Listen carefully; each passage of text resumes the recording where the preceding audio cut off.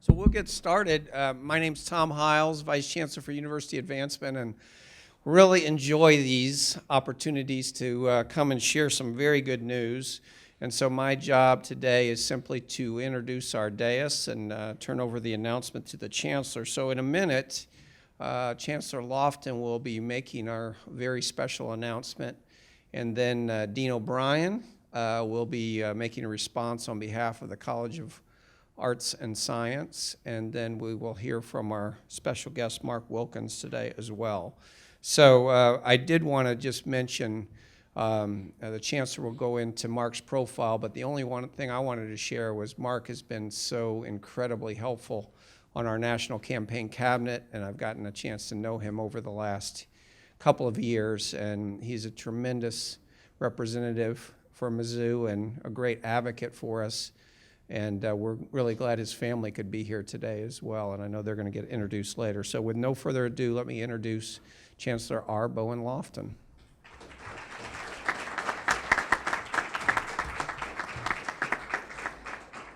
Okay, take a deep breath. M-I-Z.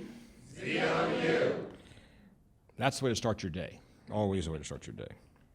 It's great to be here today. This is one more extraordinary moment in the life of a university. We're doing a few of these days, Tom, thanks to the hard work of our deans and our advancement staff, and I really appreciate the effort that goes into each and every gift we receive, no matter what the value might be. They all contribute to the excellence we want to have here at the University of Missouri. We're going to celebrate today the generosity of Mark Wilkins, who got his BA degree in 1990 here in political science. Mark, I met very early in my tenure. I mean, I met you really quick when I got here, and he impressed me immediately. And we've crossed paths probably half a dozen times at least over the last year while you were on campus or while I was in St. Louis. One of the things about Mark that just absolutely jumped out at me the first day I met him was focus. This guy is focused. He has a plan. He's going to get it done, and he pushes hard, and pushes those around him hard. Especially pushes Tom, which I really appreciate. Tom needs to push. What you'll learn in university is there are two people here who are the most nervous of all. One's the person who manages enrollment. The other is this guy right here, because they're measured. You can't hide. The numbers are there. I mean, you've got the number of people admitted and enrolled, and you got the number of dollars you brought in. So these two people I mentioned are the most measured people on my campus, and therefore the most nervous on my campus. And Tom is no exception to that. What really is interesting about this man's story is it is one that talks about success. And success to me has many, many measures, many dimensions to it. And you'll see as I read a few things about this individual that by any measure, along any dimension, he has been successful. And that is something we want to hold out in front of our students today. I mean, it's not that you have a particular pathway you'll follow with somebody else. You'll find your own pathway, and you'll have your own success, again, measured uniquely for you. But Mark has found so many things in his life he's done, and done very well. And that is something I've not seen very often. The breadth of what you've been able to do, sir, has been rather extraordinary. First of all, Mark started his life in a military family, and that, if you know much about that, means you move around a lot. You didn't have much roots, I suspect, year to year as you went through your growing up years. And he started like my daughter did, his first job at a McDonald's in Waynesville. That's something my daughter did too. She was age 16, by the way, when she started. Her first day at work, she comes home to me and says, "Dad, I'm going to college." She saw it. I mean, she saw right away there were two kinds of employees at her McDonald's. The people like her, teenagers, part-time job, just making some bucks to get through, and others who were there 5, 6, 7, 8, 10 years, many no high school diploma at all, no college at all, and that was as far as they were going to go. And she saw that her first day on the job. I sat here and thanked the Lord for saying, wow, she got it day one. And that's an amazing thing, to have day one know where you're going. And I'm sure Mark had the same revelation. He could go into management at McDonald's. A nice track is there for you. They'll take you along the way, but it limits you. I wrote an editorial which appeared this week in the Springfield newspaper, which talked about what college education does for you. It gives you choices. It gives you choices. You can make many different decisions based on your college degree you would never be able to make with a high school diploma or less. And Mark figured that out very early in his life. He earned a National Merit Scholarship, an ROTC scholarship, and came here to Mizzou in 1986. So he was prepped financially and prepped, I think, intellectually and by his own demeanor to be successful here at Mizzou from day one. Quote from him is, "From my very first day at Mizzou, it was easy to see the future had more in store for me." Again, choices he had for him. Move forward today, Mark, the first African-American private wealth advisor at Merrill Lynch, been listed among the top brokers in the country, manages literally hundreds of millions of dollars in assets from individuals and institutions around the country. He sees how others invest, but also, very importantly, sees how others give back. And that characterizes Mark as well. So it gives me great pleasure today to announce we're here to celebrate Mark Wilkins' $1 million pledge to create the Mark Wilkins Fund for Excellence in the College of Arts and Sciences. Mark, thank you.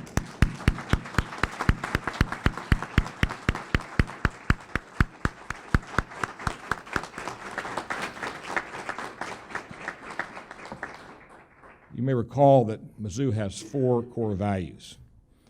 One of those is excellence, and that really underlies everything we do. The idea is that a Mizzou student, a Mizzou alum, both strive in everything they might do, both in their profession, but also their private lives, in their giving back, to do things in an excellent way. This fund, as Dean O'Brien will tell us in a minute, will be able to help his college attract and retain the excellent faculty we have to keep Mizzou at the top. So thank you so much, Mark. Dean O'Brien?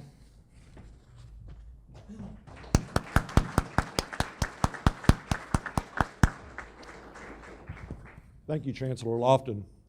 There's no way in which I can improve on the Chancellor's sketch of Mark as a student, an Army officer, and a wealth manager, so I'm going to take a little bit different tack and tell you what I admire most about Mark, whom I consider one of my best friends. Several years after becoming dean, I had the strange feeling that this campus was not paying enough attention to our status as one of the 62 premier private and public universities in North America that make up the Association of American Universities. I thought we had slipped dramatically over time. The indicators that the AAU uses to assess how its members are performing bore that out. I'd assembled a strategic development board in A&S of alums and friends who were passionate about MU, and I started discussing with them ways in which we could begin making a significant and immediate difference. Not surprisingly, Mark immediately signed on to the mission and became the fiercest standard bearer for the colleges and indeed the university's AAU efforts that our chancellor has taken up as well. No administrator was safe from the ever-present question from Mark, what are we doing today to strengthen our position in the AAU that we were not doing yesterday? On one occasion, he asked the question 3 times when he didn't like the answer. After that, some people would begin to quiver when his hand shot up at meetings. When Mark made the gift we're celebrating today, he said openly that the objective he had in mind when making it was upholding and enhancing our standards, our standing in the AAU, especially in terms, as the Chancellor said, of targeted efforts in the College of Arts and Science to retain top-notch faculty and staff. And that is exactly what his generosity will allow us to do, retain the services of those people who are critical in the research and teaching mission of our great university. Now, parenthetically, I want to point out that Mark told me recently that he had originally planned to double his generosity, but once in a week and stated agreed to let his daughter, Elizabeth, choose any college in the U.S. that she wanted, and she chose Dartmouth. So that's where that million went, but we're not complaining. Seriously, Mark, your commitment to A&S and indeed to the University of Missouri is unparalleled. With alumni like you in our corner, the future is very, very bright. The only 2 words I can think of that convey my feelings are, thanks, man.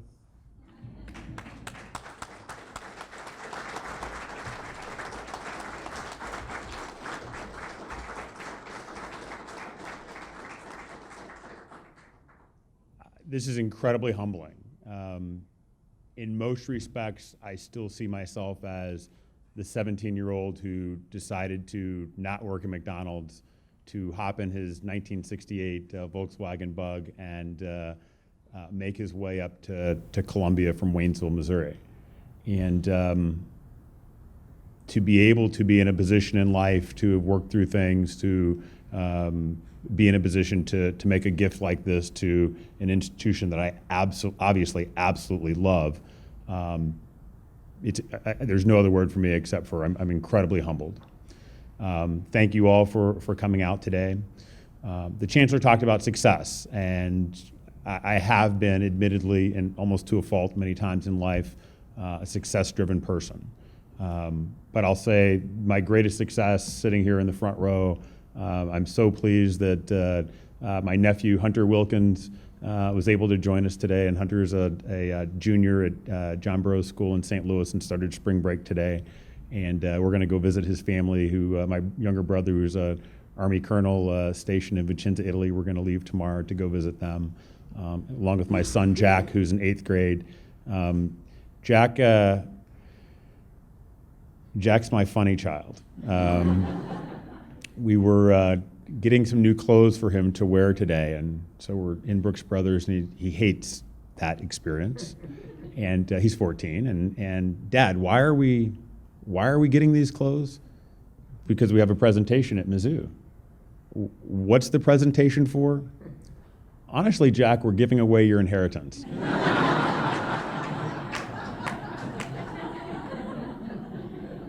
He quickly came back with, can that just be Liz's share? And then my daughter, Elizabeth, who is my expensive child, there's no doubt about that. But Liz is a junior at Dartmouth. And in these interesting times, good or bad, whatever it was just elected the head of the entire Greek system at Dartmouth. So tremendous.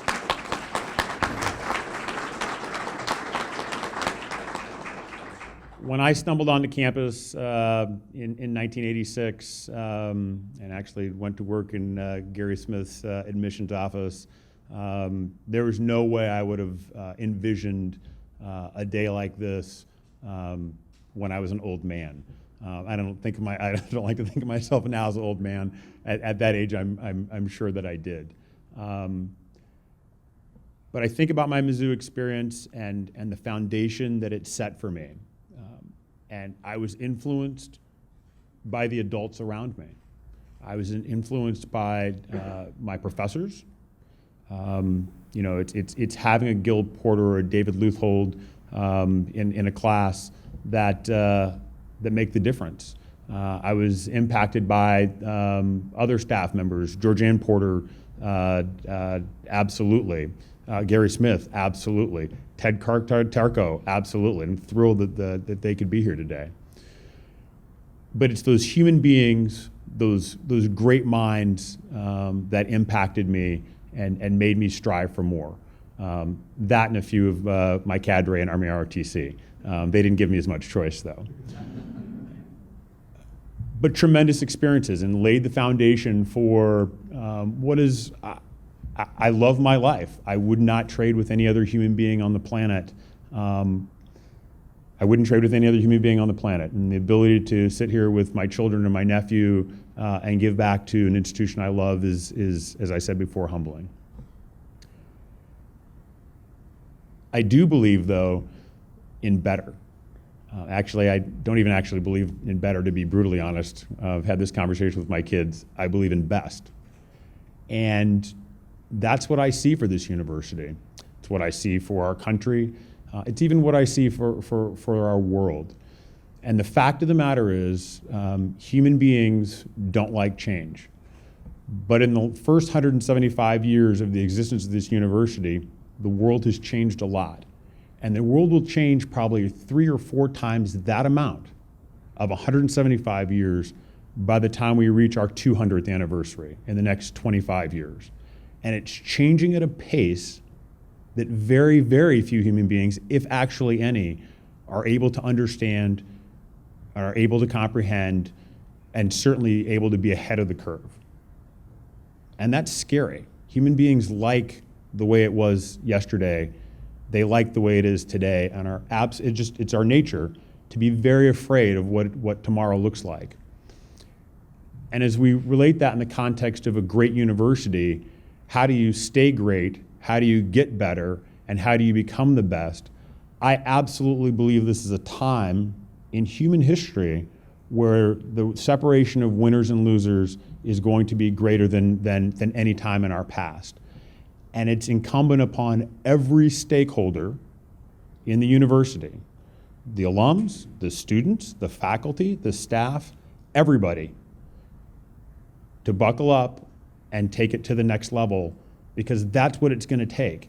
Status quo, the way we've done it before, is not going to work in any aspect of human endeavor. There are great things that come from that.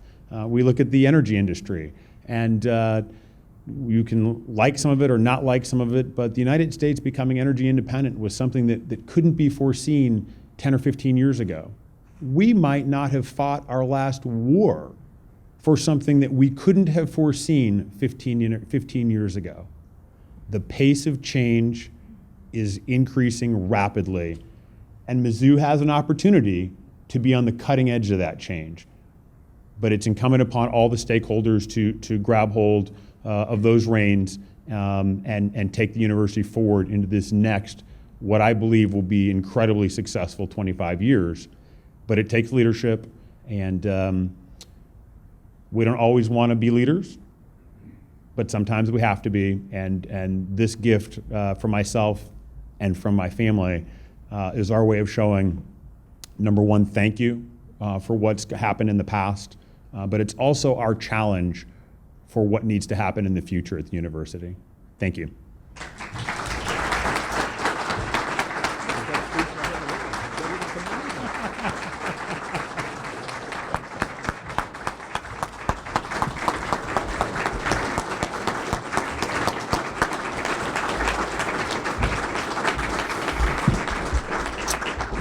So as we wrap up the program, let me say just a couple of closing remarks. First of all, we will be available for media discussions. We're not going to take questions now.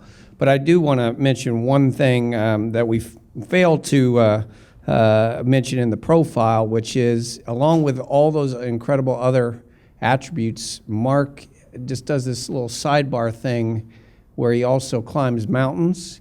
He happens to have peaked, I think, 5 of the 7 highest mountains in the world, along with making an ascent on Mount Everest that he was very close, but unfortunately was injured during that process and wasn't able to finish. But I think that is a good analogy for what you saw here today. Mark, from the first time I met him, does not put limits on anything, does not want to espouses that excellence mantra, but not just for excellence sake, to see real value added and also to continue to look at the continuous improvement model. And so within that context, I would just say a couple of other things about why this is so unique. So I've worked with a lot of donors who've expressed interest in, as Mike alluded to earlier, goal setting and really pushing the limits. And Mark does that. He asks very provocative questions and strong questions, but a lot of those donors that have done that over the years haven't backed it up with their own support. And not only is Mark putting $1 million on the table, but that $1 million is an endowment, which will be there forever, 100 years from now, doing amazing things, but it also comes largely unrestricted. And I can list on one hand, the number of donors who give very large gifts for unrestricted support. So he believes in us, believes in his alma mater, and I would like for you to join me one more time in thanking our distinguished guests. Thank you, Mark, so much.